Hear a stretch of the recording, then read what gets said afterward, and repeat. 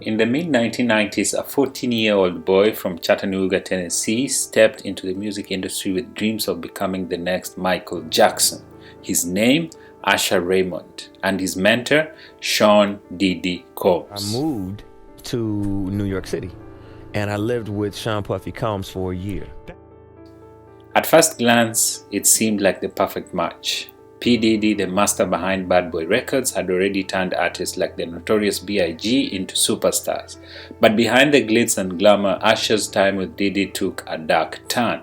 Was Diddy setting up Usher for success, or was he exposing him to an industry that no teenager should have been part of? And here's where it gets even more complicated.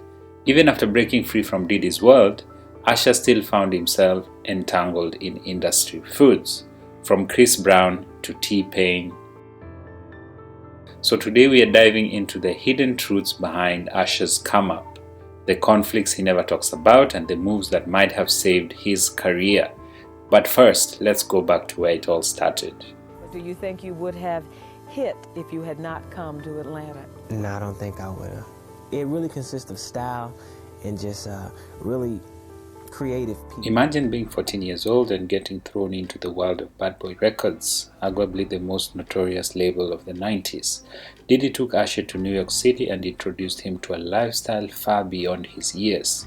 Late-night studio sessions, partying with rap legends, and an unfiltered look at the excesses of the industry. Usher later admitted that he saw things no teenager should have seen. In his words, "I was in situations that were a little too grown up for me." And the real issue, his debut album flopped.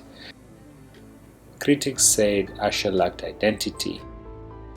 Some even blamed Diddy for forcing an image on him that didn't feel authentic. So when Usher's second album was in the works, Reid, one of the biggest executives at the time, made a bold decision. He cut ties with Diddy and sent Usher to work with someone new, Jermaine Dupri. Was this the best thing that ever happened to Usher? Let's look at what happened next. Enter 1997. With Jermaine Dupri guiding him, Usher released My Way, and this was the moment everything changed. You Make Me Wanna became Usher's first major hit. Nice and Slow went #1 on the Billboard Hot 100. For the first time, Usher wasn't just a teenage singer trying to keep up with hip-hop culture. He was an R&B superstar in his own right. A lot of people say, I hear you, but are you really listening? And if you're listening to life, it'll definitely, the universe is always telling us something. It's always offering us something, some direction. But if you allow yourself to be open enough to receive it, then you'll be where you need to be. Well, but and you'll do what you need to do, you know? Would Usher have ever become a legend if he stayed under Diddy's mentorship? Or was breaking away the only way for him to truly succeed? In an interview, Usher said, "I got a chance to see some things. I went there to see the lifestyle and I saw it. I don't know if I could indulge and understand what I was even looking at. I had curiosity of my own. I just didn't understand it. It was pretty wild. It was crazy." But here's where things take another twist. Even though Usher avoided public drama early in his career, he couldn't escape industry conflicts forever. Usher, who is known for avoiding controversy, still found himself caught in industry feuds. First, the T-Pain incident. T-Pain once revealed that Usher called him onto a private jet just to tell him he ruined music. According to T-Pain, Usher believed that auto-tune was killing R&B. This moment allegedly sent T-Pain into a 4-year depression. Was Usher trying to protect traditional R&B, or did he underestimate how much auto-tune would change music forever? Chris Brown situation.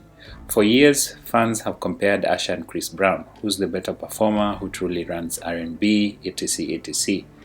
Things seemed fine until the infamous skating rink incident in 2023. Rumors surfaced that Chris got into an argument with Usher, and later that night, Usher showed up with a bloody nose. Was this just fun speculation, or is there real tension between Usher and Chris Brown? And here is the final twist. Despite all these moments, Usher never fully engages in industry beef. Why? Because Usher's strategy has always been different. Chris Brown, Usher versus. Yep. You know, would you have done, or would you do something like a versus? Yo, man, me and Chris will kill the world if we ever did something together like that. So what's the lesson in all of this? Usher's story teaches us two things. Your mentors can make or break you. Diddy introduced Usher to the industry, but stepping away was key to his success. Silence is sometimes the most powerful move. While other R&B artists get caught up in drama, Usher has never let feuds define him. And that's why even after 30 years in the industry, he's still on top. Is he? In the 90s, do you understand what that's like? Puffy's place was like just filled with chicks and orgying like nonstop, right? No, not really. I mean, but hey, it was curious. Now here's another question for you. Did Diddy's mentorship actually help Usher, or was it something he had to escape from? Drop your thoughts in the comments below, and if you want to hear more crazy industry stories, check out this next video.